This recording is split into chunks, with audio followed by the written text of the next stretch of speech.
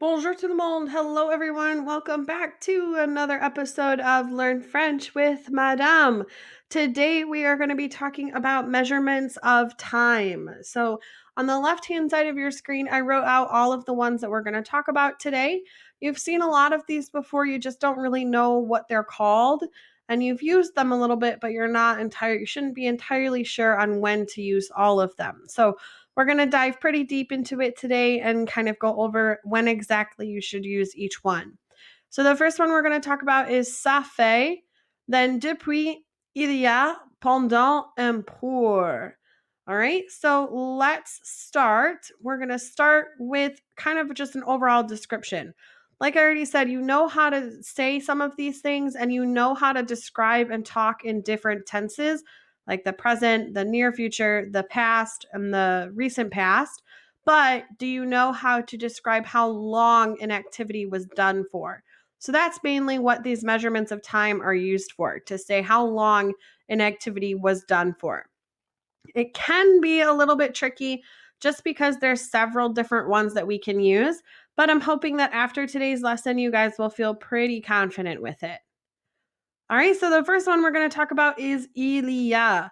So Idia, you first saw this expression in French 1, and you learned it as there is or there are. But when we use Idia, we can use it to talk about things in the past. So real quick back up. For example, we have Idia trois garçons. There are 3 boys. So now we're going to learn how to use Idia to talk about things in the past to say ago. So when you talk about fairy tales in the past, they say il y a longtemps, so a long time ago. So il y a, and when you're talking about things in the past, means ago. So usually you're going to see il y a with a time expression, like a certain amount of time, to either 2 weeks, 2 days, 2 hours, etc., etc. Des exemples, I have a couple examples down here. We have Je suis allé à Paris il y a 6 mois. So I'd gone to Paris 6 months ago. I went to Paris 6 months ago. The next one is il a nagé il y a 3 heures. So he swam 3 hours ago. The main takeaway from this is that il y a means ago. All right. Our next one is depuis. Depuis translates as for or since. Like I have done this for this long, or it has been 6 years since, blah, blah, blah.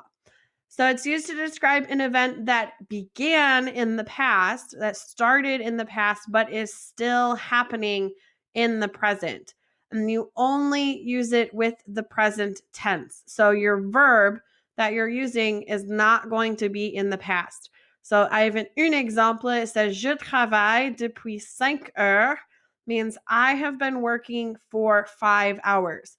Now, notice that in French, travailler is in the present, but in English, we say have been.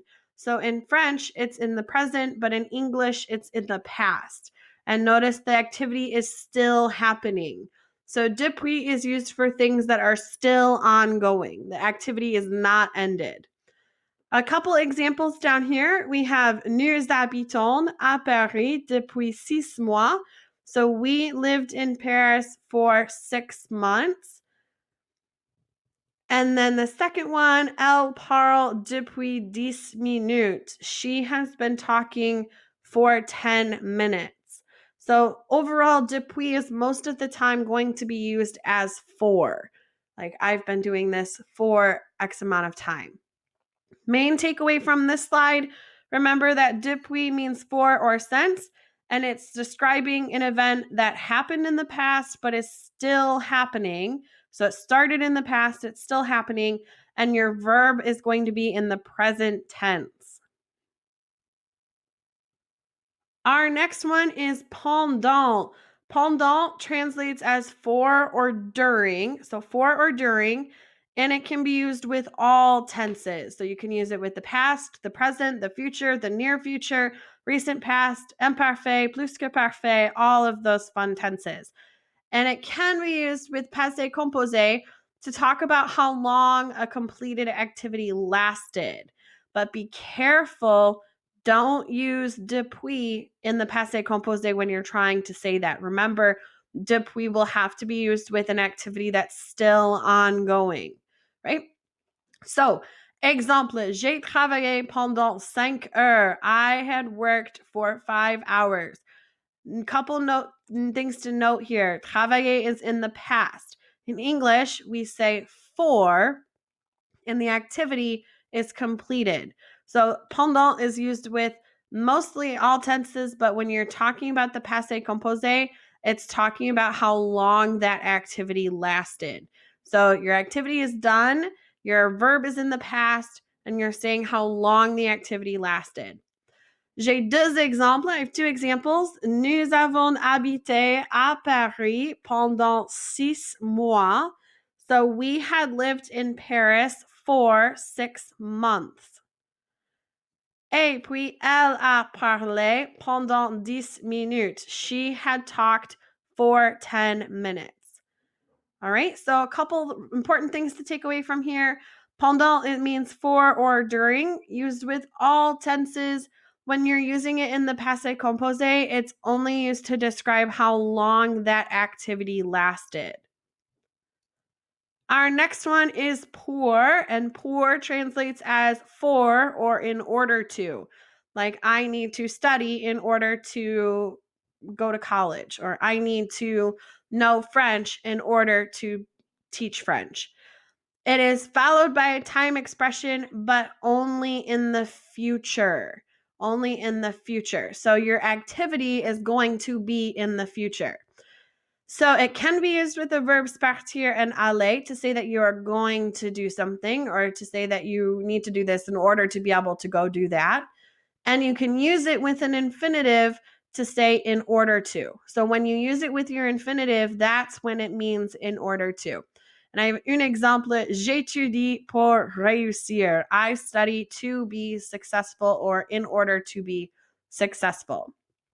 Okay, exemple, je vais travailler pour 5 heures. I am going to work for 5 hours. So you have your conjugated verb and your infinitive, and the activity is in the future. Notice travailler is in the future, so je vais travailler is the near future with aller plus your infinitive. But in English, we say for. So this means I'm going to work for 5 hours. Notice the activity has not yet started. So if I wanted to say, demain, je vais enseigner, tomorrow I'm going to teach pour 8 heures, for 8 hours. So my activity hasn't started yet. Couple examples for practice. Nous allons habiter à Paris pour 6 mois. We are going to live in Paris for 6 months. Et puis la deuxième, elle va parler pour 10 minutes. She is going to speak for 10 minutes. Couple big takeaways. Remember that pour means for or in order to. It's usually followed by an expression, but only in the future.